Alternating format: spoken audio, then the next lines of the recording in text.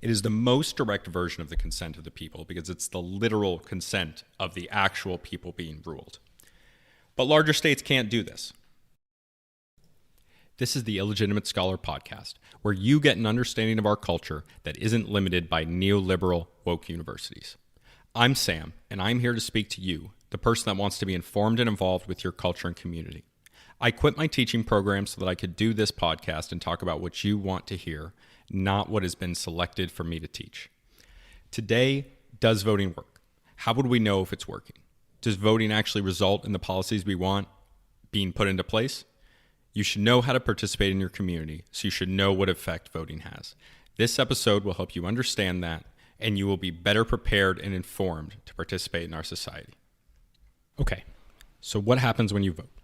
You ideally beforehand decide on whose views you like the most between the candidates.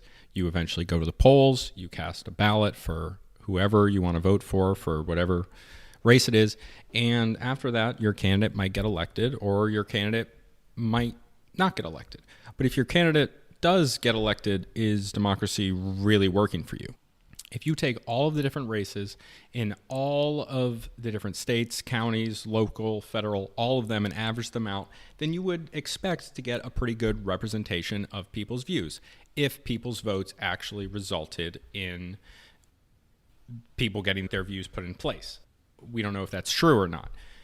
There's a Princeton study from 2014. I'm just going to read this specific quote, I think, from the very beginning. Multivariate analysis indicates that economic elites and organized groups representing business interests have substantial independent impacts on U.S. government policy, while average citizens and mass-based interest groups have little or no independent influence.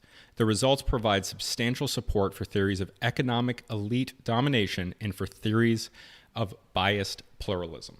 So I'm going to break that down. Okay, multivariate analysis, that's a metric these smart PhDs have done. The details are going to be in the link if you'd like to poke holes in the study for some reason. Economic elites and organized groups represent interests have substantial independent impacts on U.S. government policies. The preferences of the economic elites, the very rich people, and organized groups representing business interests, those are the lobbyists and the super PACs, they have substantial impact on U.S. government policy. This means that when they want a bill made into law, it probably will be made into law. And the higher percentage of the economic elites and the groups representing business interests want a law put into place, the more likely it is that it will be put into place.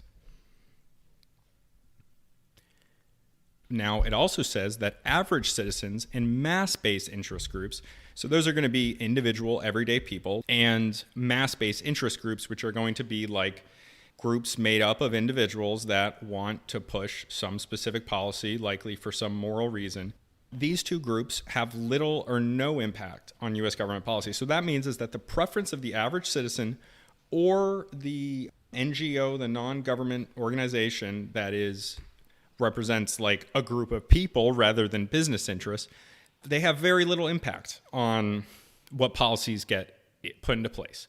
And then the last line, the results provide substantial support for theories of economic elite domination and theories of biased pluralism. Now, I don't know what biased pluralism is. I didn't read that part of the article, but I know what economic elite domination is. And that is when the government of a place, economic elite domination is when the government of a country is run by the richest people in that country. You know, you might call that an oligarchy or something. You know, it's interesting.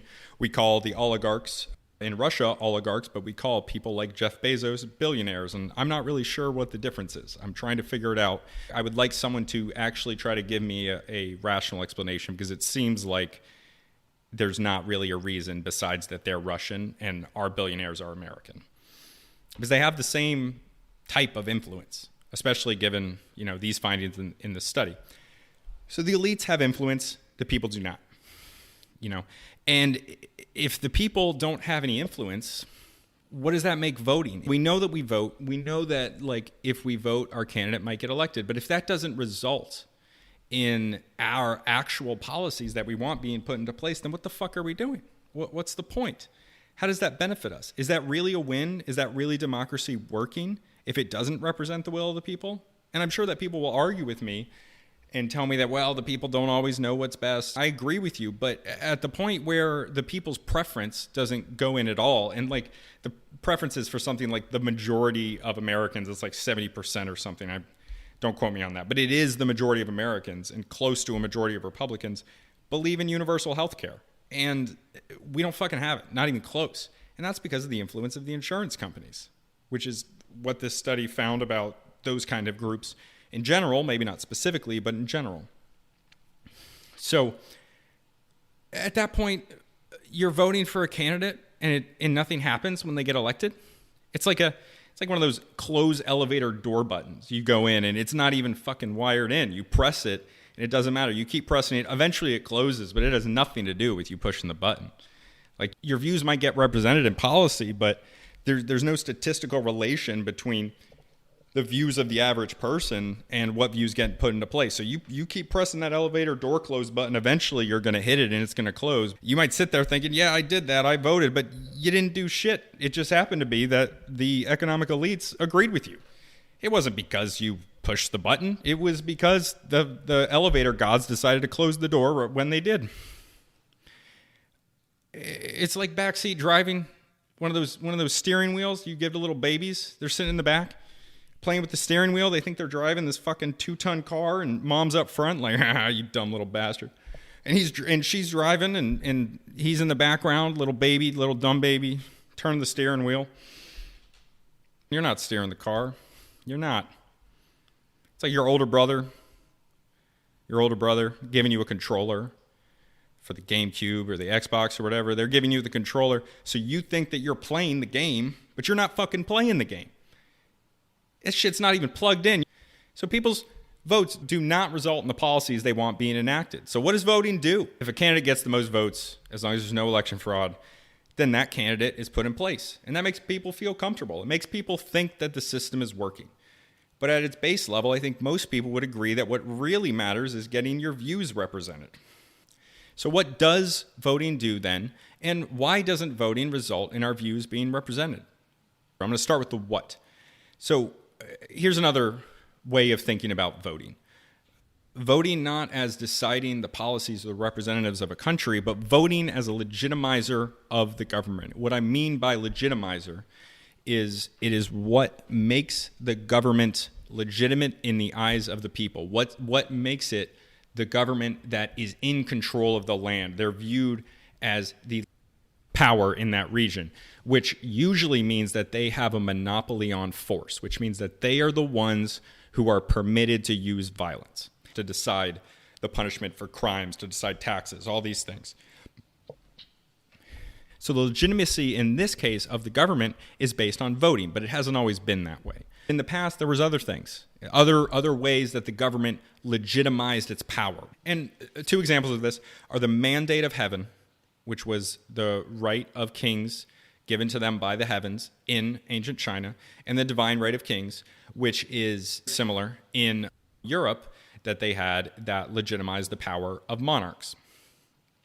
So these were people who they were like, well, I'm in charge here. I've got this big castle. I have these nice clothes. I have all these men that follow me around. So God obviously put me here since God decides what happens. In the European case, it was based on Christianity. There's this one God, and we're going to follow this king because there's one king, and the God chose the king to rule us. If God didn't choose him, he wouldn't be there. Why else was I born a peasant? And that was how they legitimized their authority, through God, and they used religion for it. And then big men. I want to talk about big men. Big men are, they're called sachems in Northeast Native Americans, a lot of them, at least Algonquins. These are mostly in hunter-gatherer peoples.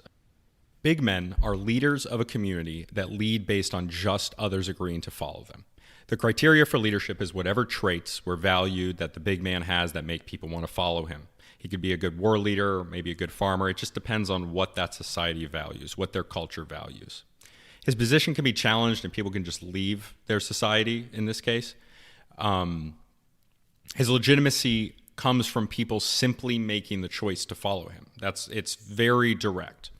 This only works here because it's a low-density community where everyone knows each other. It's a small band of people. It's not even a few thousand. It's maybe a few family groups. There's too many people for everyone to know each other. 350 million people in America. It requires a complex system of government. Voting, mandate of heaven, divine right of kings.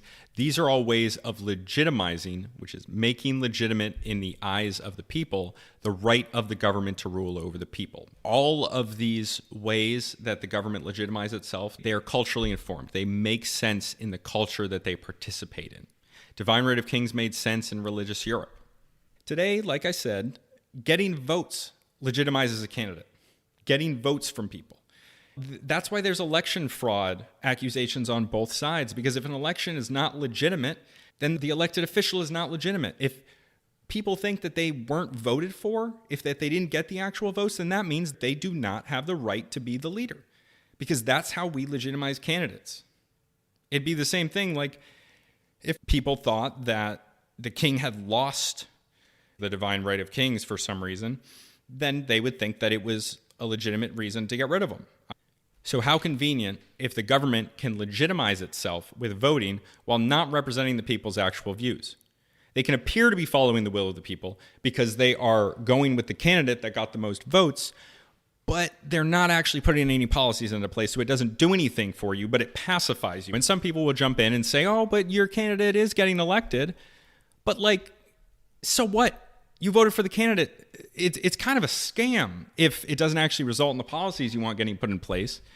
So, I think I have a right to complain about it. I think people should talk about it if they actually care about voting and care about our democratic republic. And the election fraud stuff, I don't know. I'm going to piss off a lot of people on both sides saying it, but I don't know if there was election fraud in 2016 or 2020. I have no idea. I don't really care. I don't care because it doesn't have any actual effects on what policies are put into place. If you really don't think Republicans and Democrats are that different, then election fraud between the two of them doesn't really matter. Because those votes, they serve to legitimize the government.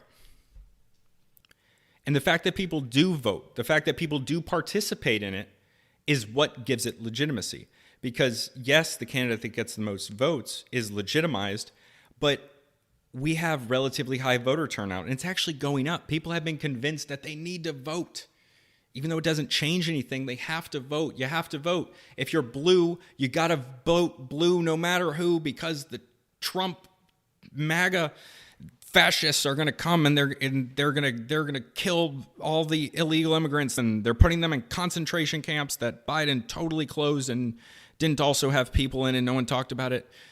And on the other side, they're like, wow, the blue communists, they're going to take your kids and they're going to make every single one of them trans, and they're going to inject them with 5G, and you don't want that. And they're like, you got to vote red. If people didn't participate in the vote, and I'm not advocating for you not to vote, but it's honestly worth a discussion. If enough people didn't vote, the government would have no legitimacy. One candidate could get 60% of the vote and the other one get 40%. But if the voter turnout is 30%, much less than half of the people participated in that vote. So that vote doesn't matter. If the people in charge, they want to legitimize their rule, they have to get enough people to vote. If enough people don't vote, then they're no longer legitimized, because it shows that people have no faith in the system to participate in it because they don't think it matters. So they need you to think that voting matters when really they know that it doesn't. They know that it doesn't. They don't care. It's a job. They're getting out of here with hundreds of millions of dollars for being in Congress when their salary was a few $100,000. In Puerto Rico, 97% of people voted in favor of a referendum for statehood, but less than 25% voted in the referendum. You can't do anything with that. There's corruption on the path to the candidacy. This is where those economic elites we were talking about earlier come back in. The actual election itself, like the election that the government runs, that one's probably legit. I mean, I think it probably is in most cases. I don't spend time worrying about it, one way or the other. I'm assuming that the actual election is legit. But the political parties, the two main political parties that run American politics, and most people, almost all people, don't view third parties as an option, those are private. Those are private NGOs. They're non-governmental organizations. And they have their own interests. Those people have their own interests. And they're not subject to public scrutiny. They don't have to have a legit election with poll takers and everything. They can make their own fucking rules because they're private.